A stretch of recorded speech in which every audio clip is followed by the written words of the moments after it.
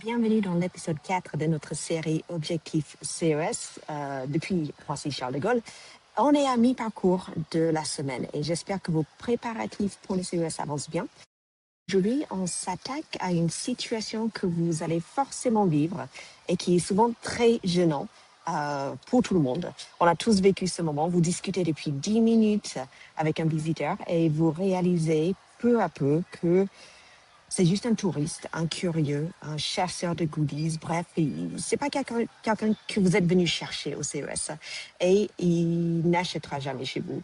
Donc, le problème, c'est qu'on se sent coupable à l'idée de conduire quelqu'un de sympathique, en fait. On a peur de passer pour quelqu'un de froidement transactionnel qui ne s'intéresse que à l'argent. Genre, aucune chance que tu achètes, bah, tu m'intéresses pas. Next. Alors, le résultat, par contre, c'est que vous restez bloqué par politesse et pendant ce temps-là, le prospect stratégique, il passe juste derrière votre stand et il ne s'arrête pas parce que vous êtes déjà engagé dans une conversation. Alors, je vous rassure, aux États-Unis, la mentalité est différente. Vous savez, on dit time is money et respecter le temps de l'autre et respecter votre temps, c'est vu comme du professionnalisme, en fait. Mettre fin à une discussion qui mène nulle part. Ne pas être méchant, c'est être efficace. Et une phrase que vous pouvez utiliser pour justement libérer la conversation, alors avec le sourire, sans froisser la personne, c'est Thanks for stopping by. I won't keep you any longer. I know there's a lot to see. Enjoy the rest of the show.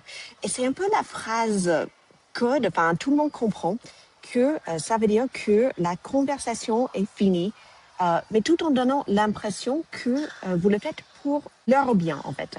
C'est élégant, c'est fluide et ça vous permet de protéger votre énergie et votre temps pour les vraies opportunités business.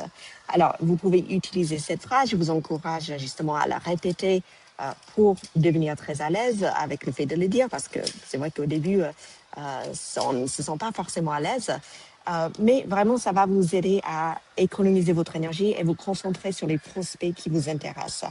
Alors, demain, pour l'épisode numéro 5 dans la série, on se retrouve de l'autre côté de l'Atlantique, si tout va bien, et on sortira du Convention Center et je vous expliquerai pourquoi les meilleurs deals se signent souvent en faisant la queue pour un taxi.